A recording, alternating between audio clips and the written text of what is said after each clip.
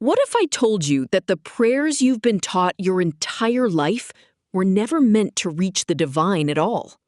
What if the very act of praying the way you were instructed was designed to keep you powerless, trapped in a cycle of begging, pleading, and dependency? The ancient Gnostic texts, hidden for nearly 2,000 years, reveal something that the established powers desperately wanted erased from history. Jesus didn't teach prayer as you know it. He taught something far more dangerous, far more powerful, something called the monad call. Right now, type in the comments, "I am the monad." And if this resonates with your soul, hit that like button, because what I'm about to reveal will fundamentally change how you connect with the divine forever. For centuries, we've been conditioned to bow our heads, close our eyes, and direct our prayers outward to a distant God sitting on a throne somewhere beyond the clouds. But the Nag Hammadi texts, discovered in 1945 in the Egyptian desert, tell a radically different story. These forbidden gospels speak of the archons, parasitic entities that feed on human worship, fear, and subservience. They've constructed an elaborate system to harvest your spiritual energy, and traditional prayer is one of their most effective tools. The monad call is not a prayer. It's a recognition. It's a declaration. It's the ancient technique Jesus actually taught his closest disciples. A method of communing with the source that bypasses the archonic interference entirely. When you perform the monad call, you're not asking for anything. You're not pleading with anyone. You're remembering who you truly are. A fragment of the divine itself, temporarily experiencing separation. This is why the archons hate it. This is why it was systematically removed from mainstream teachings. Because when you discover this truth, you become ungovernable. You become spiritually sovereign. In this video, we're going to journey into the hidden wisdom that connects the monad call to the very fabric of reality itself. We'll explore what the ancient texts actually say, why this knowledge was suppressed, and most importantly, how you can use this technique starting today. To understand the monad call, we must first descend into the forbidden libraries of early Christianity. Those texts that were deemed too dangerous, too empowering, too truthful to be allowed into the hands of ordinary people. In December of 1945, a sealed jar containing 13 leather-bound codices, 52 sacred texts that had been deliberately hidden in the 4th century. Among these texts were the Gospel of Thomas, the Gospel of Philip, and the Apocryphon of John. The Gnostics spoke of the monad, the ultimate source, the supreme being, the undifferentiated unity from which all consciousness emerges. But then came the catastrophe.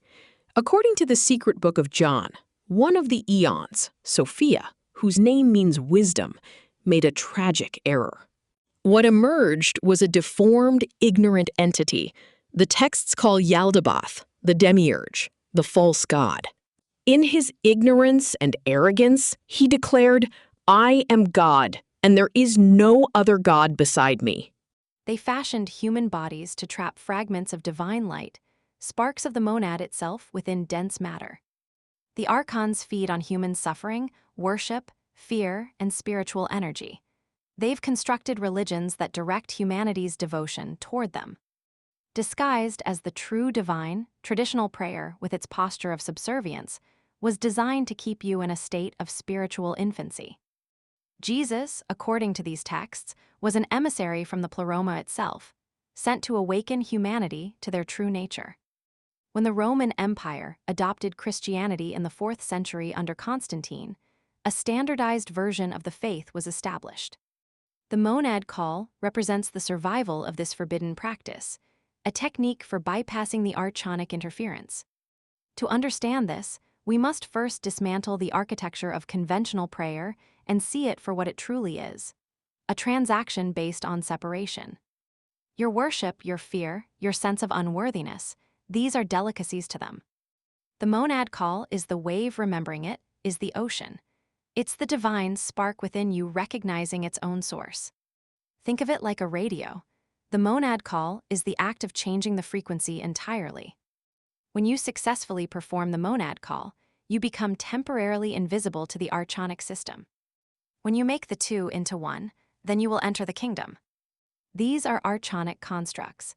They keep you running on a hamster wheel of spiritual striving. It begins with what the Gnostics called gnosis, direct experiential knowledge of the divine within. As more souls remember their true nature and exit the system, the archonic realm begins to collapse. Even death, the ultimate tool of archonic control, has no power over one who knows their true nature. The archons don't just operate through obvious evil, they're masters of counterfeit spirituality. Have you ever noticed that when you contemplate your own divinity, a voice immediately appears saying, "That's blasphemy. That's an archonic implant." Find a quiet place where you won't be disturbed. Sit comfortably, spine straight, close your eyes. Breathe deeply and consciously, and with each inhalation, silently acknowledge, this is the breath of the monad.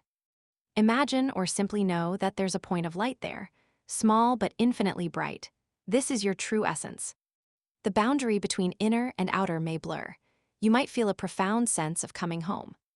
Eventually, you'll be able to perform the monad call in the midst of daily life, while walking, working, or interacting with others. Rather than "Please God, help me with this problem," shift to "I am the divine consciousness that transcends this problem." The monad call is your exodus from this prison. It's about direct experience, about gnosis, about knowing rather than believing. No priest, no institution, no authority can mediate your relationship with the source because you've discovered there is no relationship. There is only identity. Every single day that you choose remembrance over forgetfulness, you strike a blow against the system of control. I am the monad. The dream is ending, the awakening has begun. Welcome home.